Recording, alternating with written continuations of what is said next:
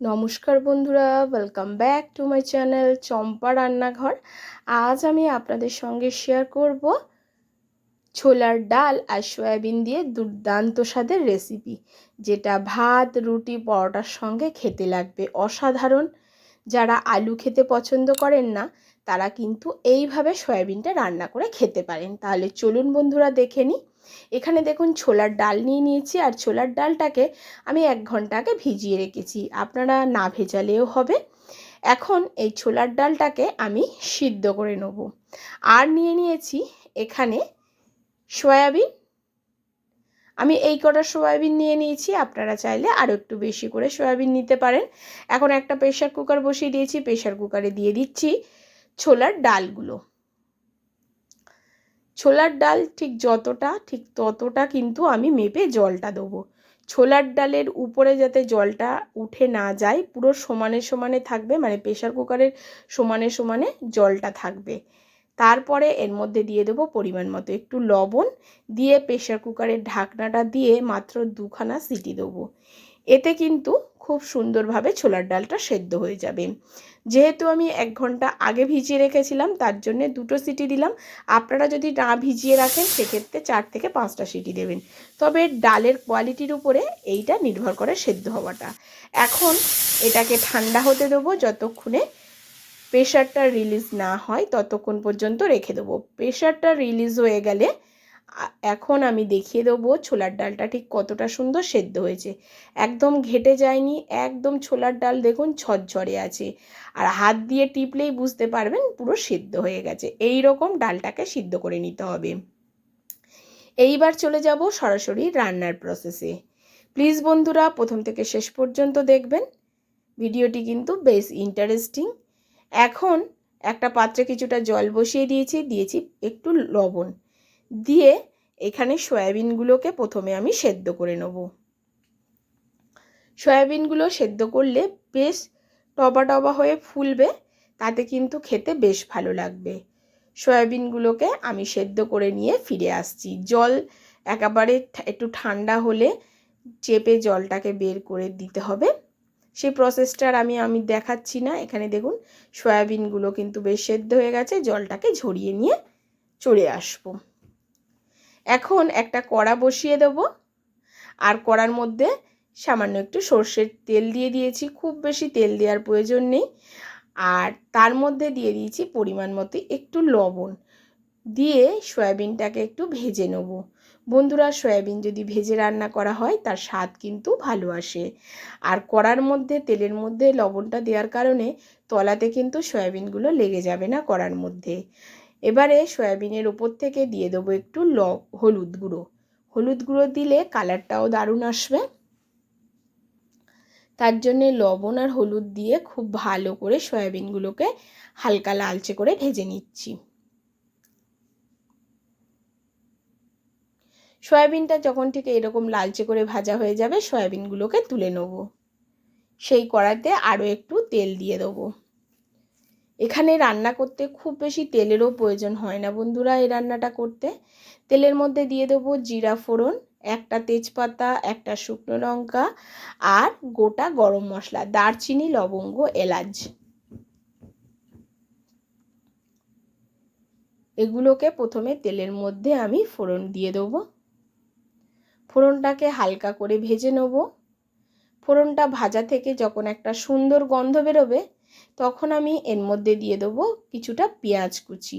এখানে আমি একটা বড় সাইজের পেঁয়াজকে কুচিয়ে নিয়েছি, সেই কোচানো পেঁয়াজটা দিয়ে দিলাম।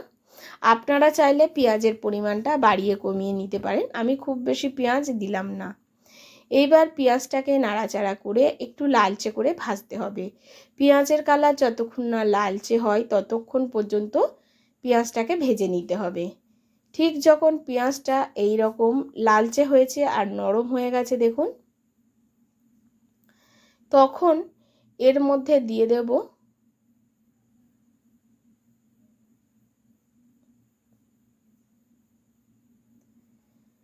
আদা, রসুনের আর কাঁচা লঙ্কার পেস্ট।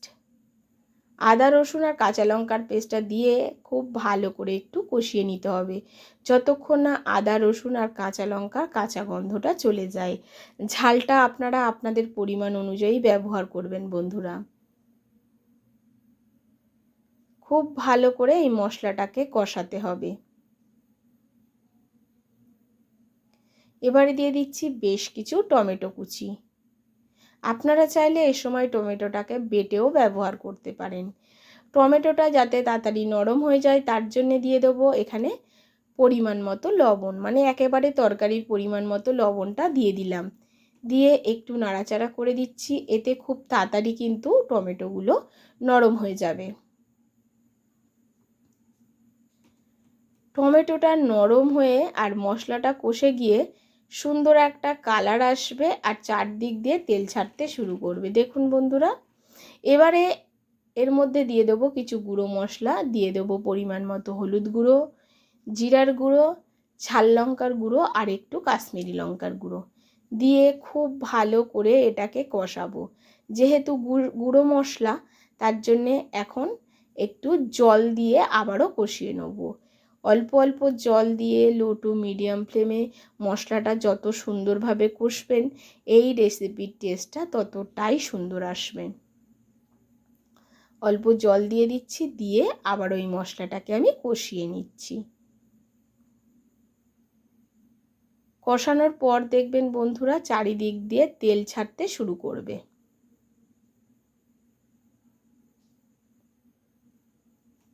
এখন এর মধ্যে দিয়ে দেবো ভেজে রাখা সয়াবিনটা। সয়াবিনটা দিয়ে মশলার সাথে সয়াবিনটাকে খুব ভালো করে কষিয়ে নেব।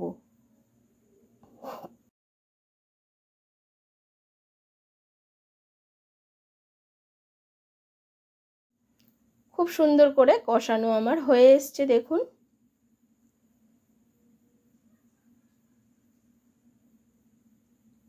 তেল ছাড়তে শুরু করেছে। ঠিক এই সময় কিন্তু সয়াবিনটাকে প্রথমে খুব ভালো করে কষানোর পরেই কিন্তু এর মধ্যে দিয়ে দিতে হবে সেদ্ধ করে রাখা ছোলার ডালটা।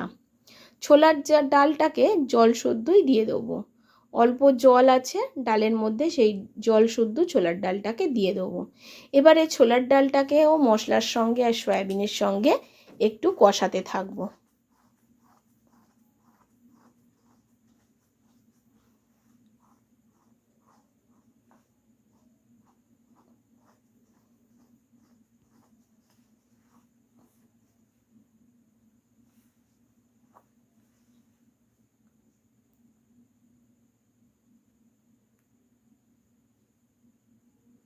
যখন কষানোর পরে ঠিক এই রকম দেখুন চারিদিক দিয়ে বেশ কষে গেছে আর তেল ছাড়তেও শুরু হয়েছে, ঠিক এই সময় এর মধ্যে দিয়ে দেবো একটু জল। খুব বেশি কষাবো না, তাহলে কিন্তু ডালটা ঘেটে বা গলে যাওয়ার সম্ভাবনা থাকবে। আর খুব বেশি জলও দেবো না, এখানে একটু গামাখা রান্না করব, তার জন্য এখানে অল্প জল দিয়ে দিলাম। এবার এটাকে ফুটতে দেবো মিডিয়াম ফ্লেমে। আর কত সুন্দর কালার এসছে দেখুন বন্ধুরা। ঠিক এই সময় দিয়ে দেবো পরিমাণ মতো একটু চিনি, যেহেতু ছোলার ডাল তার জন্য একটু চিনি দিলাম। আর উপর দিয়ে দিলাম 1 চামচ গরম মশলার গুঁড়ো। এবারে খুব ভালো করে এটাকে একটু নাড়াচাড়া করে মিশিয়ে দেবো। স্ট্যান্ডিং টাইমে 5 মিনিট রেখে দেবো। 5 মিনিট পরে আপনাদেরকে সামনে দিয়ে দেখাবো যে আজকের এই ছোলার ডাল দিয়ে সয়াবিনের রেসিপিটি কেমন হলো। দেখুন বন্ধুরা, আশা করছি আমার আজকের রেসিপি আপনাদের ভালো লেগেছে। যদি ভালো লাগে অবশ্যই একটা লাইক করবেন, শেয়ার করবেন আর কমেন্ট করে জানাতে ভুলবেন না আপনারা কোথা থেকে আমার ভিডিওটি দেখছেন। নমস্কার, সুস্থ থাকবেন।